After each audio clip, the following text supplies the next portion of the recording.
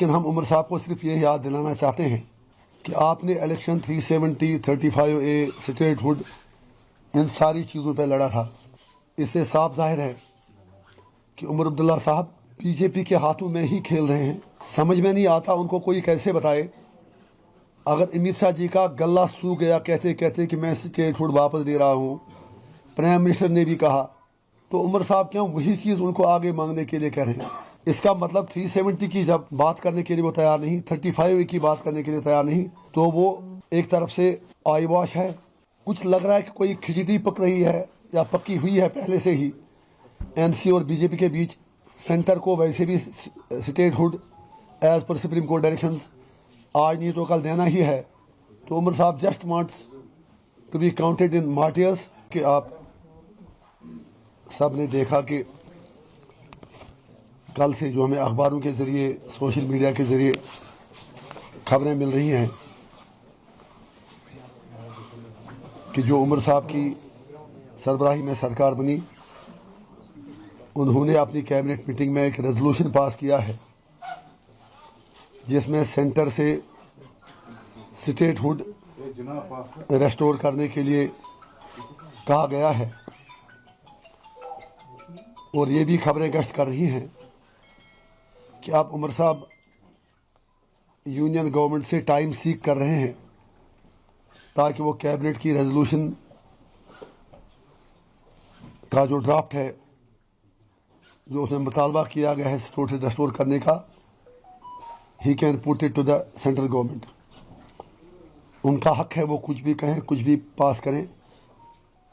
लेकिन हम उमर साहब को सिर्फ ये याद दिलाना चाहते हैं कि आपने इलेक्शन 370, 35A, स्टेटहुड, इन सारी चीज़ों पर लड़ा था। तो आज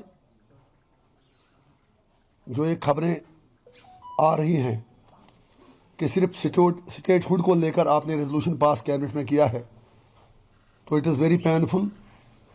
it means departure from the principle stand of his party.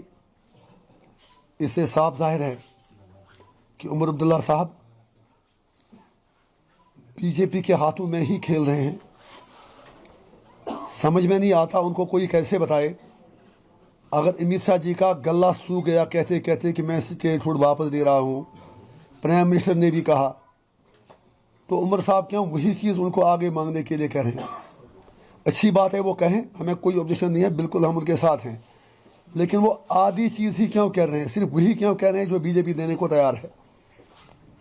इसका मतलब 370 की जब बात करने के लिए वो तैयार नहीं, 35A की बात करने के लिए तैयार नहीं, तो वो एक तरफ से आई वॉश है। जिस एजेंडे पे उन्होंने इलेक्शन लड़ा उससे डिवेट हो रहे हैं। और दूसरा, कुछ लग रहा है कि कोई खिचड़ी पक रही है या पक्की हुई है पहले से ही एनसी और बीजेपी के बीच। आंख मचोली का खेल खेला जा रहा है। सेंटर को वैसे भी statehood as per supreme court directions आज नहीं तो कल देना ही है। तो उमर साहब just wants to be counted in martyrs. Statehood की बात करके वो बाकी जो मेन इश्यूज़ हैं उनसे भागना चाहते हैं। और अफसोस की बात यह है, हम उमर साहब को यह याद दिलाएंगे कि उनकी जमात का पहले दिन से ही यही वतीरा रहा है। जब मरहूम शेख साहब महाराजा से इलाक़ के बाद पहले एडमिनिस्ट्रेटर बने, उसके बाद वज़ीर आज़म बने, तो 1953 में जब उन्हें बर्खास्त किया गया तो 22 साल के बाद वो कांग्रेस की मदद से वज़ीर आज़म नहीं बल्कि वज़ीर आला के तौर उन्होंने हलफ लिया। और आज जिस तरह शेख साहब ने बिट्रेल किया, बिल्कुल वही चीज़ आज उमर साहब कर रहे हैं।